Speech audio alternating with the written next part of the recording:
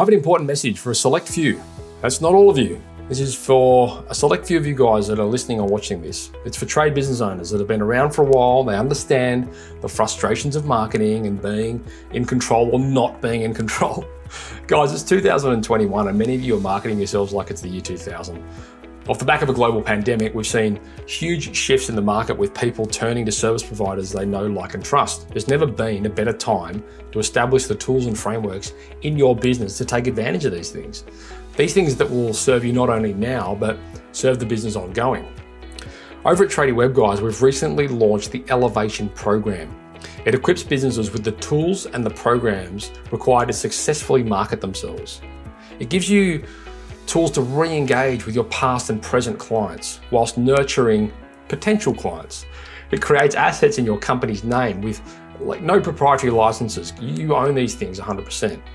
It gives your business a huge head start on the search engines with advanced SEO, and it collates all of the programs and all the services you need into one neat little bundle, including things like web development, website management, email marketing, SEO, Google Ads, loads of different softwares, strategy, support, and a bunch of other things. After going through this program, you'll have all the tools you need to market your business ongoing. You'll have a huge head start in your marketing, and you'll also have a CRM so you can continue to build your database whilst engaging your current customers and re-engaging those customers that you've essentially forgotten about. Marketing tools that you need, and they'll all be in your control. You don't owe anyone anything. You'll be able to dial it up and down essentially as you see fit. So why is this an important time to talk about this? Guys, it's important to know a lot about a little and a little about a lot. Meaning, you want to be in control. You want to know enough to be dangerous. I'm not trying to give you more work here. Essentially, we'll set everything up for you, teach you the basics, and then it's all yours. It's complete transparency. You'll never grow a business past a certain point without marketing. Word of mouth will only ever get you so far. We've spoken about it on the podcast a load of times. At some stage, you need to invest in these things. This is the simplest and most affordable way to do it. For more information, head across to tradiewebguys.com.au/elevation, fill in the form, and let's make 2021 the year that you took control. Today's podcast has been proudly brought to you by Tradie Web Guys. Tradie Web Guys work with tradespeople only on their websites and marketing solutions to help them stand out from their competition. Everything from web design through to SEO, search engine marketing, content creation, you name it, guys. It is a customized solution for trade-based organizations, and it's fantastic. Head across to tradiewebguys.com.au/apply, fill in the form, and let's have a conversation. Giving tradies and contractors around the globe the tools to run a modern business. You're listening to Toolbox Talks from the Site Shed. Now here's your host, Matt Jones.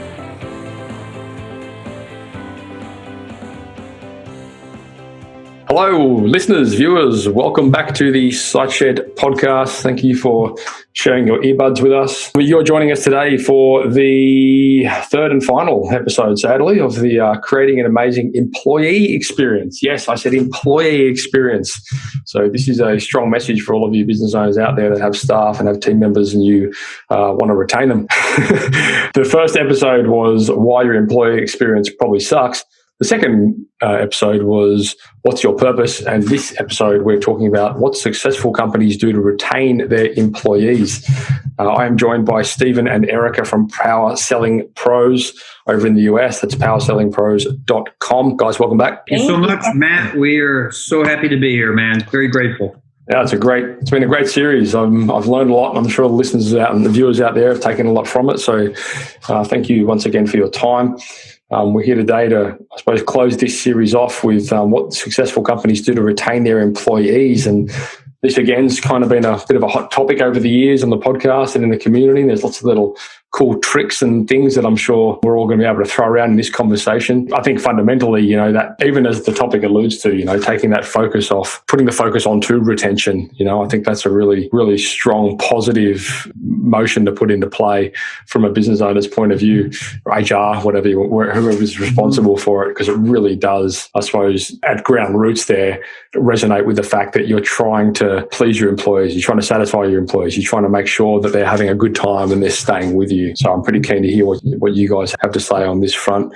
I suppose, again, we're probably talking to, managers, business owners, HR in this conversation, would you say? Dive right into it. I mean, I suppose retention starts, in my experience, right back at the recruitment stage. I'm not quite sure what your experience is with that, but I think, that we're talking about giving potential employees a positive reflection of what your company looks like.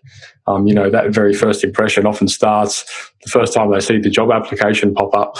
It's certainly been my experience. Like, some of the feedbacks we get are like, "Wow, I've never seen something so organized, and I've never seen something so documented and so well created." Is that your experience, guys? I love that you say that. Is yes, the retention part of the employee experience starts with when they find your job application. Absolutely. And here's the thing that I want to say. If your job application is not mobile friendly, and if they cannot fill it out off of their phone, they're probably not going to apply. Mm-hmm. You have to remember that a lot of people don't have computers, or there's not libraries open. People are doing everything off of tablets and phones. So you got to make it mobile friendly. You got to put on there what people are going to make. If they don't, I hate it when I see job applications. They're like, "Oh, it depends on experience." And it's like, well, what does that mean? What does that mean for your company? Because every company is different. So give a range on there. That job application and how to make it attractive is super important. And we kind of talked about this in that first episode. I pulled up 2 different job ads for companies here in Utah. And one of them was like, "We need a technician who has a clean background and who has this experience that can do this. He'll show up to work with this, who can drive a truck, has a current driver's license," and all these little things of what I need out of a technician. Then I pulled up another company's job application, and the first thing was, "How would you like it if you could go home every day and not be mad that you would want to kick your dog anymore?" Well, that's exactly why you want to work for us, because you're never going to be mad enough to kick your dog anymore. And then all they did for the first 2 paragraphs was talk about all the things that they do for their employees, and then talked about some of the requirements. And it was just such a different kind of attraction to this company. And so absolutely, it starts with that job application. It starts with that interview process. And, do you have just an interview where you ask them a questions that is already on their resume, or are your interviews unique? Are they hands-on? Are there things that you can really learn about a person? For example, on an interview I had one time for a sales position, they made me stand up on a stage in front of all the other applicants, and I had to talk for 60 seconds. The topic was why I'm awesome. So I was standing there with a microphone on a stage. There was 8 other people sitting in the audience, all the other people who were applying for the job, and we all had to get up there and present about why we're awesome. I thought it was the weirdest thing, but I was like, they want to see if we can deliver. They want to see if we have confidence. There were so many things they could tell about us by that 1-minute interview. And I just thought that was a very creative and very telling about each applicant. And so you're like, "I'm going to need more time." Yeah. Oh, we can talk from now till Jesus comes of how awesome Eric is. I know, it's funny, over the years I've learned that, contrary to common misconception, recruiting is very much a marketing exercise. And one of my coaches is huge on that. He's like, it is a marketing exercise. I don't care how you look at it. It is a marketing exercise. But it's true, essentially you're there trying to promote a position to stand out against competitors, which is other people that are trying to find the same person. And I think, to what you were saying, Stephen, back in the first episode, where, that whole mentality around, well, I'm doing them a huge favor having them come to work for us. That's kind of my space, that way to approach it. In today's landscape, you've really got to, you've got to try and stand out. If you're going to get the good employee, you want to stand out against the competitors so that, you do have a better chance. And I'm going to say, believe it or not, money is not always the number one thing people leave a job or go to another job. A lot of times, maybe it's benefits as well. But sometimes they go because of the culture, because you have answered the question, which is, what's in it for me? Why would I want to come work for your company? Saw an application the other day, Erica, for a trainer. Don't freak out. And I was reading it, and they talk about what the duties are.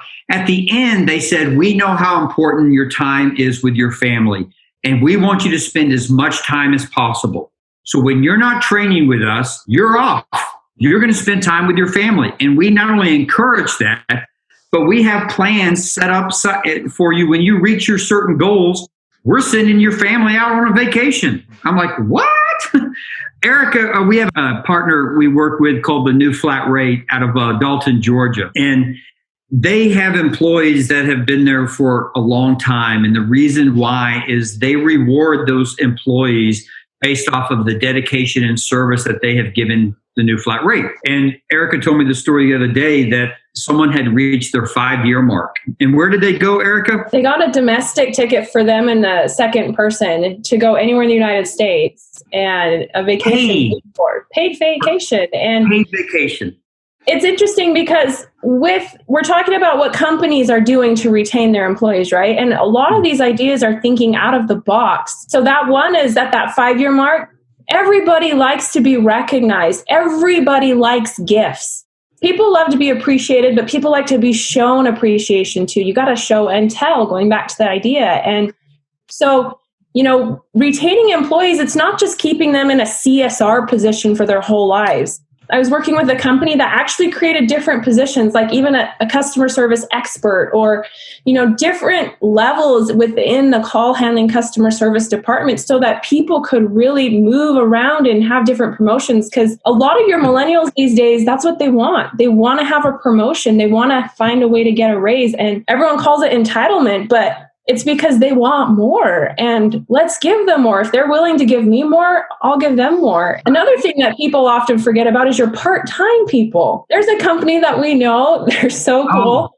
They hire tons of part-time people, these stay-at-home moms, to answer their phones. And instead of providing them with benefits, which they can't because it's part-time, they give them a house cleaner once a month.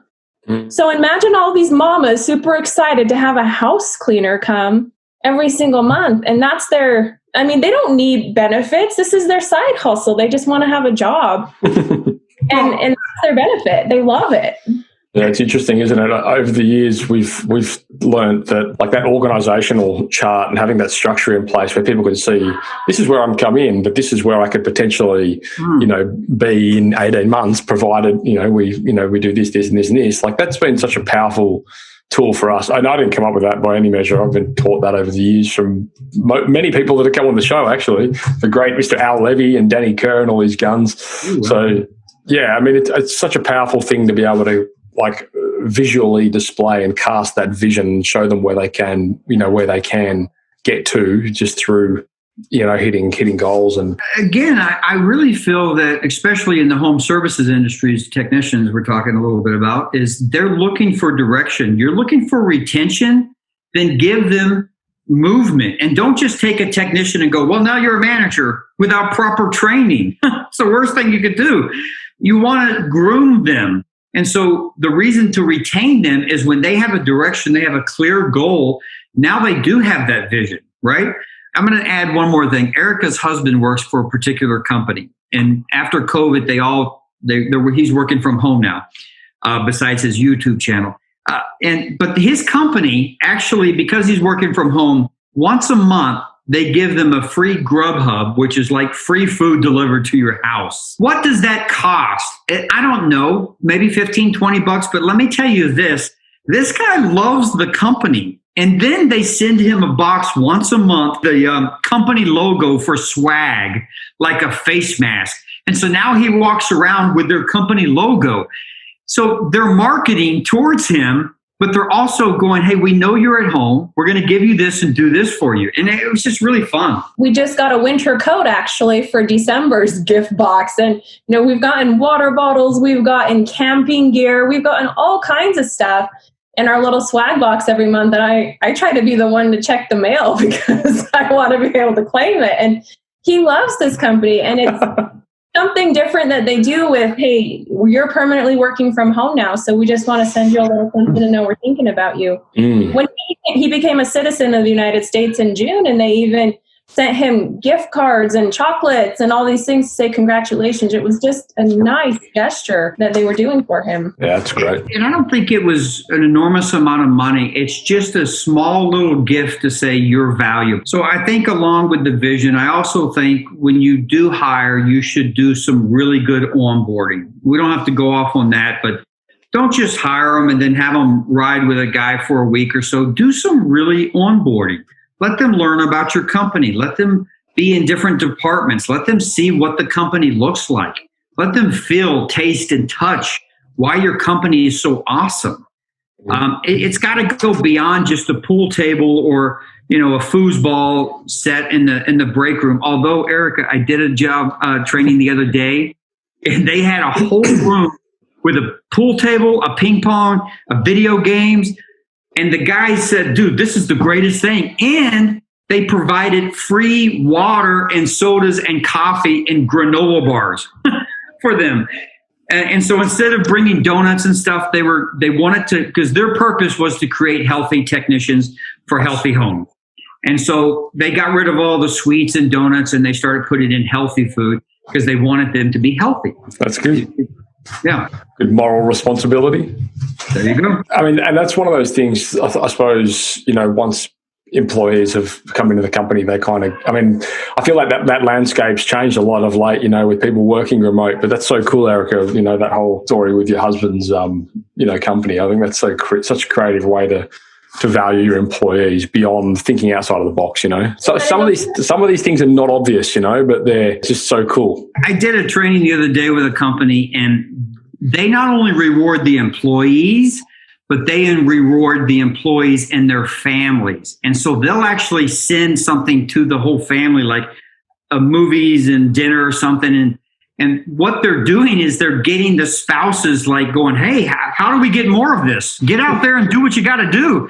So now you get the whole family behind the company, and it creates loyalty and, of course, retention. As much as you were saying, the onboarding process is not, is a different conversation. It kind of stems into the same thing in my experience, like giving people, because that ties back as well to what we were saying, in the first episode about leadership, and so often I've done this myself where you go to hire somebody, you have a terrible hiring process, you have a terrible recruitment process, you make a bad hire, you don't onboard them properly, you don't train them, they leave, and then you go and blame them for being a shit employee when the reality is you've just done every single possible thing wrong and it's entirely your fault.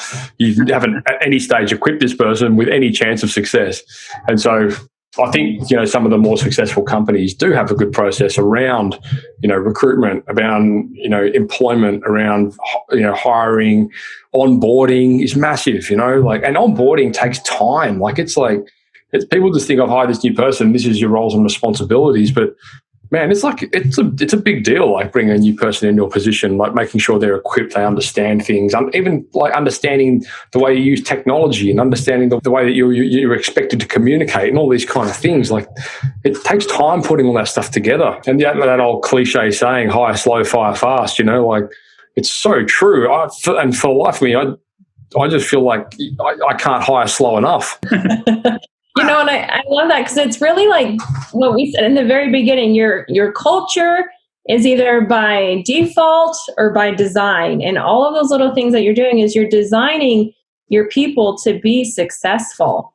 And you have to be attractive. Like, a lot of people say our industry is not attractive. Well, let's make HVAC and plumbing and electric sexy. And, there's a way to do that because we can be nurturing those people that we have and make them feel good. And one of the other things that I saw a company do that just want to share the story is they gave their employees their birthday off paid. And that's not I've really never seen very many people do that, but everybody, regardless of what they say, like, "Oh, I hate my birthday." Well, what if you got your birthday paid?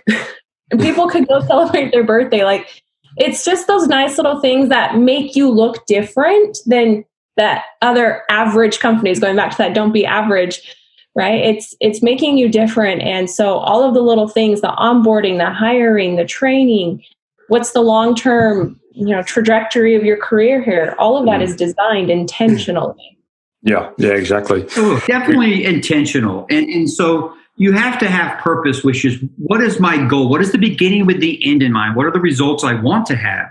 That's what you're looking for. How do I want my customer to feel? What do I want my customer to say about me?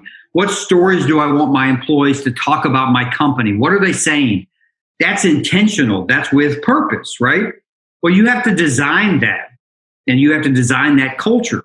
Like you said, otherwise by default, by the loudest person in the organization, right? So I love the word intention, because I think intentional meaning of purpose, of really beginning with the end in mind. What is it I'm looking to achieve? This is my goal. Great. How do we get there? Now I create that. I think one of the things I think that like people, perhaps business owners perhaps struggle with a little bit is that ongoing training, and keeping people inspired and keeping them learning new things and keeping them, developing. And because I think very often we sort of hire someone for a position and we might put a lot of effort into the recruitment process or the onboarding process. And then once they're on board, we think, right, it's kind of done. I've done my job here. But again, it's a constant work in process, trying to, keep these people inspired, keep them active and engaged, and getting them buying into it, like getting them buy into, being there, and like getting them to create some of the processes and getting them to create some of the, the targets and the goals and all these kind of things. Like there's little things you can do that really keep people inspired. I encourage, Matt, is owners to create a training calendar. And let's just say it's a 3-month training calendar. Trust me, you could repeat it every 3 months because they're going to need it. But if you would create that, again, intentional, what you're going to talk about, the next level on top of that is to get them involved. So you find a great technician who's awesome at selling this item. Say, hey, would you do a small 5 to 10 minute presentation on this? Or would you talk about, communicating thermostats, because you're really good at setting those up? When you start getting them to train that with their peers, not only are they becoming very comfortable in front of their peers, but now they can actually talk about it in front of their homeowners. Because trust me, if you can practice and role play and do it in front of your peers, you can do it in front of anybody. So we like to practice a lot, the company I work for. We practice presenting the price. We practice presenting options. We practiced objection calls. We were role playing all the time. And yes, it was uncomfortable at the beginning. But as we started to do that, we would discover some areas that we needed help in. A guy was presenting a price and he'd be like, well, for us to do this, it's X amount of dollars. And then he'd be like, right. And we discovered he didn't believe in the price. So now we had to have a whole lesson on why we charge what we charge. We saw one guy knocking on the door and doing his intro, and he was struggling putting on his booties, his shoe covers. Why is that? It's because he doesn't wear them. So he didn't see that was important. And I don't want to make people robots, but I think a process is really important with clear expectations, clear training, and then that's how you can help hold them accountable. If you haven't given them clear expectations, the training, the tools to do it, how can you fire them, right? Yeah. They can't read your mind. As a colleague of mine who came on the show not so long ago said, he just wrote a book, and the book was called Systemology, and the last episode he did was "Don't believe the myth that business systems remove creativity," and the premise of that conversation was business systems are there to provoke creativity. Essentially, if you can put some boundaries in place and let people, be creative within those boundaries, that's ideal. You're not trying to turn them into robots, as you said. Like you're more about trying to give them confinements where they can go and do whatever they want, but just do it within the boundaries of what's expected and what's, company policy. And you're going to find that people are very creative, right? And sure. And to be honest, they'll probably do things a lot better and find better ways of doing it than you could ever imagine. Hopefully, anyway. One thing about training is, you can have training and you are going to have those moments where your team is motivated and inspired. But are you motivated and inspired every single day when you wake up in the morning? Not every morning, no. Oh, we're not, right? Like, am I motivated every single morning to go to the gym and work out? No, some days I'm excited. Some days I'm like, I did not sleep good last night. I don't want to go. What motivates me is that they charge me $10 if I don't show up. So I had to find something that really could motivate me because I did not want to have to pay that. That doesn't work for everyone. But, motivation and inspiration, that's not a constant feeling. And so that ongoing training and that practicing is helping people develop the habits so that when they're not feeling motivated, inspired, they have the right process. They have the right habits created. And so doing those frequent things to get people excited and pumped. And my favorite word is enthusiasm. Just get them enthusiastic about something. When that doesn't last, you have to have them set up with the habits and behaviors that are going to pull them through those moments of when they're not, sky high. Oh, this has been great. Is there anything you want to cover off on before we close this one out, folks? Purpose always trumps process. If you have the purpose and they understand, so you created a great experience, they will take care of your customers. Having the process, I have to agree, Matt, gives them the freedom and the flexibility to be creative. And I have to say, Disney is one of the best companies to look at who do things. And the reason why is there's a purpose to make everything magical. So the guy picking up the trash doesn't have to smile necessarily, doesn't have to do this, but he or she does because the purpose is there. And so the purpose always trumps the process, meaning, yes, I got to get the trash done, but he or she will take time to help someone or do something like this. I'm going to give one more book that I really like, and Erica and I both have read this. It's called Atomic Habits. Oh, the best. By James Clear. Yeah, brilliant. It teaches you really clear ways of stacking and pegging to old habits that we're comfortable in, replacing them with new habits and ways to achieve those and set yourself up. Just like Erica said, I don't want to lose $10 today, so I'm going to the gym. One of the and a book I'm reading, I'm pretty much finished it at the moment, is this one here, which is called the Perfect Day Formula. It's a short book. You read this in a couple of days. It's tiny, but again, it kind of ties to being proactive and creating the right frameworks within your life and creating the right habits and removing the habits that aren't serving you. And it's amazing how much more productive you can be once you've got those sort of things into play. And that book, Atomic Habits, that is a absolute game changer. That was my most recommended book last year, actually. Wow. Yeah, absolute cracker.